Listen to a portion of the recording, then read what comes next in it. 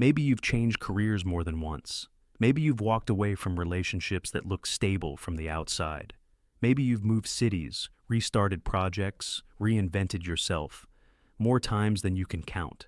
And sometimes, late at night, a quiet question appears.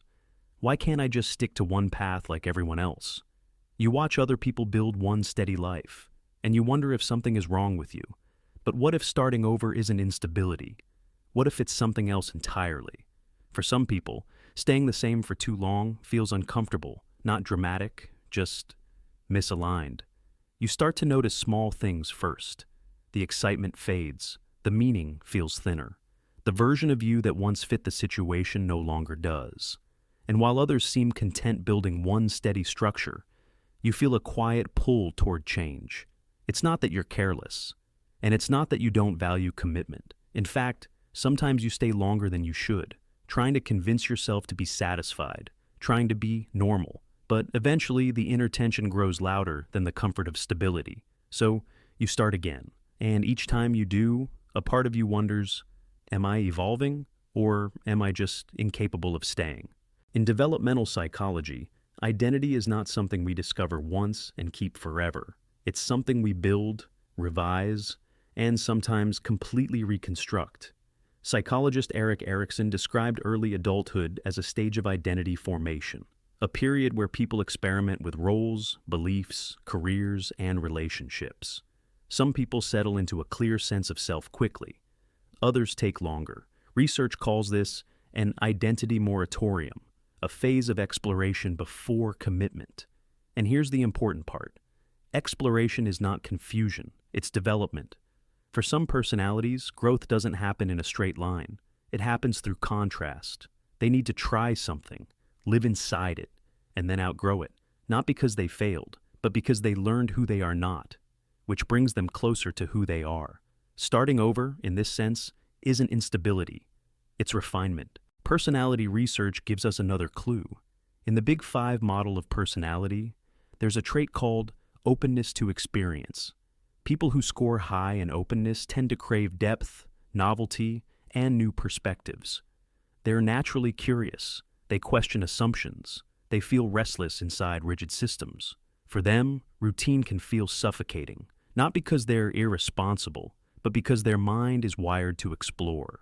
Studies consistently show that highly open individuals are more likely to change careers, move locations, experiment with identities, and seek unconventional paths.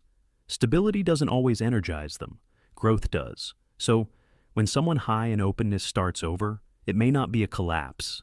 It may be alignment with how their personality is structured. For certain people, change isn't chaos. It's oxygen. And staying in the same place for too long can feel like holding their breath. There's another psychological idea that helps explain this. It's called narrative identity. Psychologist Dan McAdams suggests that we all make sense of our lives by turning them into stories. We don't just remember events. We organize them into meaning. Some people build straight-line stories, one career, one path, one consistent identity, but others build chapter-based stories. They see their life in seasons, phases, reinventions. Research shows that people who frame difficult changes as growth, as turning points rather than failures, often report greater resilience and life satisfaction. In other words, it's not the restarting that defines you, it's the meaning you attach to it. For some people, each new beginning isn't erasing the past, it's integrating it. They aren't abandoning who they were, they're evolving the story. Some people live one long, continuous narrative. Others live many chapters. And neither is more psychologically healthy than the other. They're just different story structures. There's one more psychological layer beneath all of this. It's the need for autonomy. According to self-determination theory, one of the strongest predictors of well-being is the feeling that your life is self-directed, that your choices reflect who you truly are. When you stay too long in a job, a relationship, or an identity that no longer feels aligned, something subtle happens. You begin to feel internally divided. On the outside, everything looks stable, but on the inside, there's tension.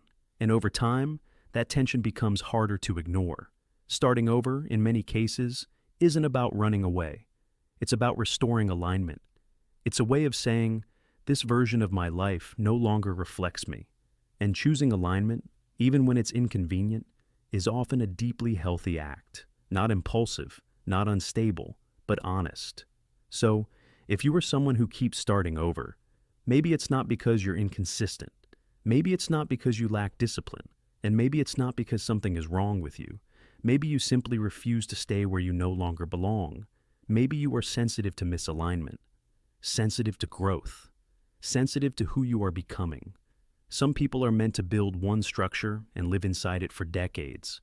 Others are meant to rebuild, again and again, until the life around them matches the life within them. Starting over doesn't erase your past. It adds depth to it. And if this is your pattern, you are not behind. You are not broken. You may just be evolving. If this resonated with you, you're not alone here. I'll see you in the next video.